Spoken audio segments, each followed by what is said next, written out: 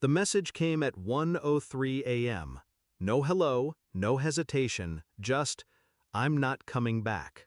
I've met someone much better and younger than you." The second message landed 30 seconds later. Also, "I've transferred our joint savings into my account. Good luck." I stared at the phone until my reflection blurred in the black glass. Then I typed, "Sure, enjoy your new life." She took it as surrender. It wasn't. Before the fall. I met Claire 12 years ago in a cramped cafe, both of us sheltering from the rain. She was quick-witted, full of the kind of charm that makes you feel chosen. Back then, we shared cheap wine and bigger dreams, pooling every dollar for a future we swore we'd build together. We'd gone from an apartment with a leaky ceiling to a house with 3 bathrooms, vacations abroad, the secure life we once envied in others. I thought we were still building. I didn't know she was already moving out, piece by piece, in her head. The first crack. The signs were small, too small for someone still in love to question. Her girls' nights stretched into overnight stays. Her phone, once left face up on the counter, began living face down in her purse. She laughed at texts she didn't show me. But the real warning? The sudden interest in our finances. She wanted to be more involved, to understand the numbers. I was happy to teach her, or so I thought. The night she left. She told me she was going on a week-long trip with friends. I helped carry her suitcase to the car. She kissed my cheek but didn't meet my eyes.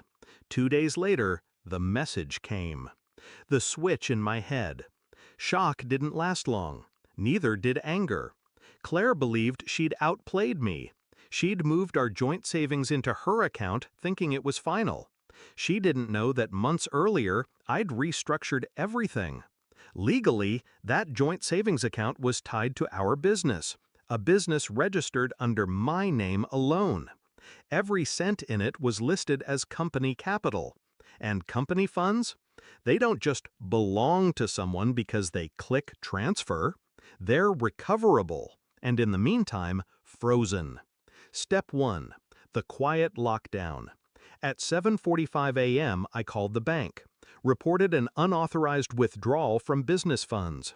The account she'd moved the money into was immediately locked pending investigation. Her balance was now as untouchable as the moon. Step 2. The legal net. Next, I called my lawyer. Divorce papers were drawn up that morning, citing asset misappropriation. In our state, that meant I could file for an emergency injunction, preventing her from selling, moving, or spending anything we owned together. By noon, the court had approved it. Her car? Frozen. Her half of the house? Frozen.